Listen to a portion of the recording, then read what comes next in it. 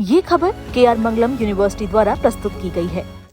Phuket flight turbulence के बाद air India की नई एसओपी के तहत प्रारंभिक ड्रग टेस्ट में 2 और पायलट पॉजिटिव पाए गए हैं। एयरलाइन ने सभी पायलटों के लिए उड़ान से पहले डोप टेस्ट अनिवार्य कर दिया है। थाईलैंड के फुकेट से दिल्ली आ रही फ्लाइट के टर्बुलेंस होने के बाद से अब एयर इंडिया उड़ान से पहले सभी पायलटों का डोप टेस्ट करवा रही है।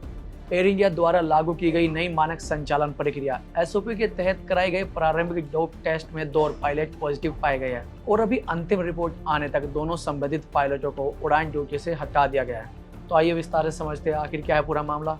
नमस्कार, आप देख रहे हैं दैनिक जागरण और मैं हूं आपके साथ अजय सिंह राजपूत। दरअसल फुकेट से आ रही फ्लाइट के टर्बुलेंस होने के बाद से एयर इंडिया ने अपने सभी पायलटों को ड्रग टेस्ट कराने का आदेश दिया था।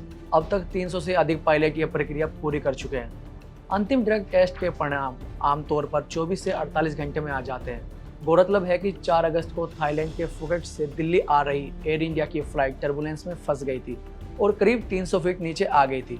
थाईलैंड के फुकेट से दिल्ली आ रही एयर इंडिया की फ्लाइट के 2 पायलटों में से एक पायलट का डोप टेस्ट फेल होने का दावा किया गया है।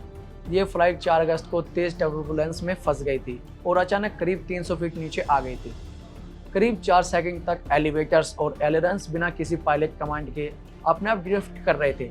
इसी बीच ऑटो पायलट भी डिस्कनेक्ट हो गया था और कॉकपिट में स्टॉल वार्निंग की बात सामने आई थी। इसके बाद फर्स्ट ऑफिसर की तरफ से फुल नोज डाइन इनपुट दिया गया। कुछ सेकंड बाद हाइड्रोलिक सिस्टम दोबारा रिकवर होने लगा। कुछ सेकंड बाद येलो और ग्रीन हाइड्रोलिक सिस्टम भी रिकवर हुआ और फ्लाइट कंट्रोल सरफेस में वापस काम करने लगा।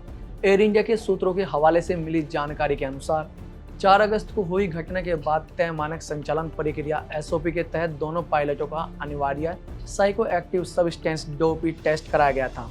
शुरुआती स्क्रीनिंग रिपोर्ट में मुख्य पायलट के सैंपल पॉजिटिव पाए गए, जिसके बाद अंतिम और विस्तृत पुष्टि के लिए उनके सैंपल को लैब प्रयोगशाला में भेज दिया गया था। सूत्रों ने पुष्टि की थी कि लैब से आई दूसरी रिपोर्ट में पायलट ने गांजे का सेवन की पुष्टि की गई। हालांकि गांजे के सेवन के खुलासे को लेकर एयर इंडिया की ओर से अभी तक कोई आधिकारिक बयान सामने नहीं आया है, लेकिन इस टर्बुलेंस के बाद एयर इंडिया ने उड़ान से पहले अपने सभी पायलटों का डीओपी टेस्ट अनिवार्य कर दिया गया है। बाकी इस खबर पर आपकी क्या राय है, हमें कमेंट बॉक्स में जरूर बताएं। देश और दुनिया की तमाम खबरों के लिए देखते रहे दैनिक जागरण। नमस्कार।